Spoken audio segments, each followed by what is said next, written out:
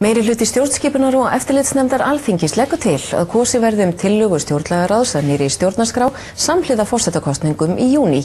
Nefndarmaður segir að leið meirihlutar stefni í flókið og ómarkvisst ferli. Þorbjörn Þórðarson. Samkvæmt þingsályktunartillögu meirihluta stjórnskipunar- og eftirlitsnefndar Alþingis sem lögð var fram á Alþingi í dag lagt til að samhliða forsetakosningum hinn 30. júní næstkomandi verði lagður fram tvíþættur kjörseðill þar sem kjósendur eru annars vegar beðnir að taka afstöðu til þess hvort tillaga stjórnlagaráðs verði lögð fram sem frumvarpað nýrri stjórnarskrá eftir að hún hefur verið yfirfarin og hins vegar að taka afstöðu til 5 sérgreindra spurninga hvort vilji að í nýrri stjórnarskrá verði náttúruauðlindir lýstar þjóðareign, hvort ákvæði þjóðkirkjuna verði óbreytt, hvort persónukjör í kosningum verði heimilað í auknum mæli, hvort jafna eigi atkvæðavægi allstaðar á landinu og hvort tiltekinn hluti kosningabara manna geti farið fram á þjóðaratkvæðagreiðslu. Ég hef ágjör af því að þarna sé verið að stefna í töluvert flókið og ómarkvisst ferli.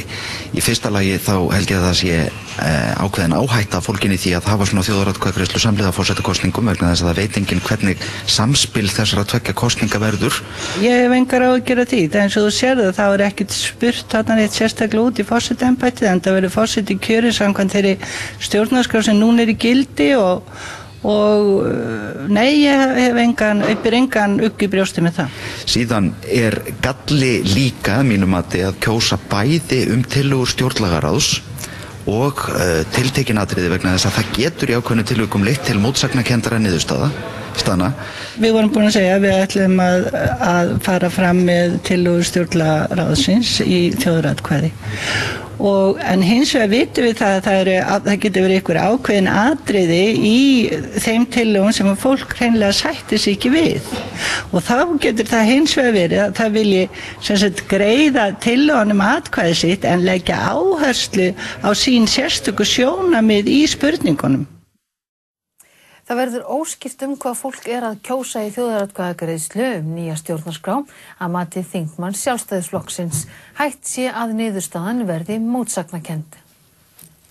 Meirihluti stjórnskipunar- og eftirlitsnefndar Alþingis skilaði síðdegis tillögu að þingsályktunum ráðgefandi þjóðaratkvæðagreiðslu tillögur stjórnlagaráðs að nýrri stjórnarskrá.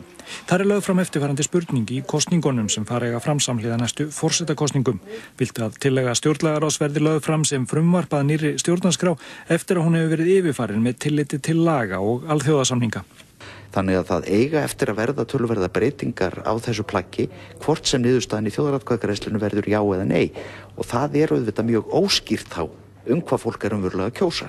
Í þjóðaratkvæðagreiðslu verður spurt sérstaklega út í nokkur mál, til að mynda náttúruauðlindir, þjóðkirkjuna og hvort ákveðið hlutfall kosningabæra manna geti krafist þjóðaratkvæðagreiðslu ákveðin mál.